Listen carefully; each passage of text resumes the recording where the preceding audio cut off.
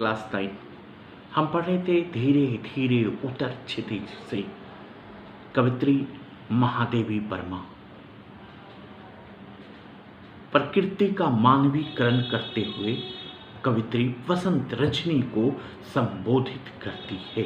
प्रस्तुत कविता में कवित्री कहती है, पुल पुल पुलकित स्वप्नों की रोमावली, कर में हो स्मृतियों की अंजलि। रोमावली का मतलब होता है रोम समूह, अंजलि का मतलब होता है मुट्ठी, कर, हाथ। मलय मलय नील कर चल दुकुल अली। दुकुल मतलब होता है वस्त्र। कर में ही स्मृतियों की अंजलि, मलया नील का चल दुकुल अली। घिर छाया सी श्याम विश्व को आ अभिसार बनी, सकुचती आ बसंत रजनी।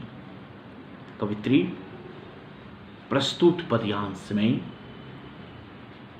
वसंत रजनी को संबोधित करते हुए कहती है कि मिलन की भावी सुख सपने में पुलकित रोमांचित रूप में बीते समय की स्मृतियों को, यादों को, स्मृत जन आह्लाद को संजोज कर जमा करके, हे सखी ये सुगंधित शीतल वायु ही तेरा चंचल आंचल हो। ये सुगंधित शीतल वायु ही तुम्हारी क्या हो, आंचल हो। अपने सहज सौंदर्य से सज्जित छाया के समान ही श्याम वर्ण में घिरकर, संसार में अभिसार बनकर आओ।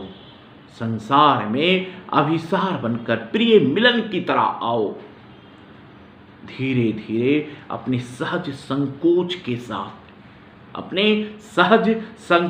के साथ आओ। ये वसंत रजनी आना, लेकिन धीरे धीरे आना, संकोच के साथ आना, जिससे संसार की निरस्ता तथा उदासीनता समाप्त हो सके। जिससे संसार की निरस्ता और उदासीनता क्या हो सके, समाप्त हो सके। ये वसंत रजनी आना है, लेकिन संकोच के रूप में आना है, जिससे संसार की उदासीनता समाप्त हो सके। कवित्री कहती है, सिहर सिहर उठता सरिता उर। सिहर सिहर उठता, सिहर मतलब होता है कांप उठना। सिहर सिहर उठता सरिता उर, नदी का हृदय बोलते सरिता उर। खुल खुल पड़ते सुमन सुधा भर, मचल मचल आते पल फिर सुन प्रिय की पद चाप हो आई। पुलकित ये अवनी सिहरते आ बसंत रजनी। वसंत रजनी के लिए उपयुक्त वातावरण की प्रतिष्ठा करते हुए कवित्री कहती है कि हे आज रह रह के नदी का हृदय भावानुभूति में कांप उठता है। सुधा की सरसता में भरपूर पुष्प भी खिलने के लिए आतुर है। बार बार अनेक भाव मचलते हुए व्यक्त होना चाहता है। अपने प्रियतम, कवित्री कह रही है कि अपने प्रियतम वसंत के आगमन के पूर्व सूचना पाकर संपूर्ण धरती भी आज प्रसन्नता से परिपूर्ण है। आज पूरी धरती प्रसन्नता से क्या है, परिपूर्ण है। चंचल मचल आते पल फिर सुन प्रिय की पदचाप हो गई। सुन प्रिय की पदचाप हो गई। पुलकित यह अवनी, पुलकित यह अवनी। पुलकित मतलब क्या होता है, प्रसन्नचित। अवनी का मतलब क्या होता है, धरती। पूरी धरती आज अपने प्रिय की आगमन से पूरी धरती क्या है, प्रसन्नचित है। पूरी धरती प्रसन्नता से परिपूर्ण है। धरती के कण कण में प्रकृति अपना श्रृंगार करके समस्त साज संभार से युक्त होकर मानो स्वागत के तत्पर है। बसंत रजनी की स्वागत करने के लिए तैयार है। धरती की हर प्रकृति श्रृंगार कर रही है। ऐसे समय में रजनी के श्रृंगार करके आए तो विश्व जीवन की अपूर्व आनंद में निमग्न होकर सुखी हो जाएगा।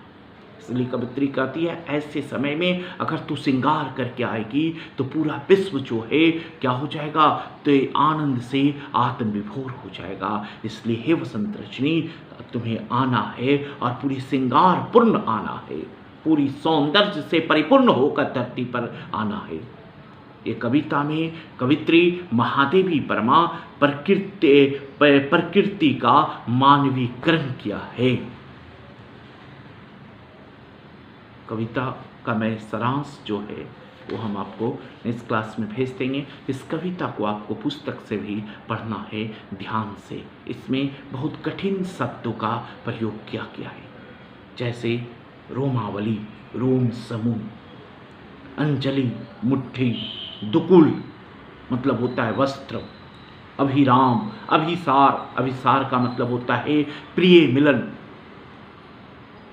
सिहर उठना मतलब कांप जाना, सरिता, ऊर, ऊर मतलब होता है हृदय, सरिता मतलब होता है नदी, नदी का हृदय, सुमन, सुमन मतलब फूल होता है, पुष्प, पुलकित, फूस, प्रसन्न, अवनी मतलब धरती, मनमन मतलब पत्तों की ध्वनि, पत्तों की आवाज, धू मतलब कमल, किंकिनी, करधनी बोलते, करधनी, रजनी, रजत, रजत मतलब चांदी, मृदु, मधुर, स्मित मतलब मुस्कान होता है, रजनी, रजनी मतलब रात्रि, रात को रजनी बोलते हैं, वलय, कड़ा बोलते हैं, वलय मतलब कड़ा, शीत मतलब सवेत, अवगुंठन बहुत अच्छा शब्द है, अवगुंठन मतलब घूंघट, बादलों का घूंघट, अवगुंठन, मक्ताहल, मोती, अभिराम, सुंदर। कठिन शब्दों का प्रयोग किया है कवित्री महादेवी वर्मा ने। इस कविता को आपको पढ़ना है। धन्यवाद।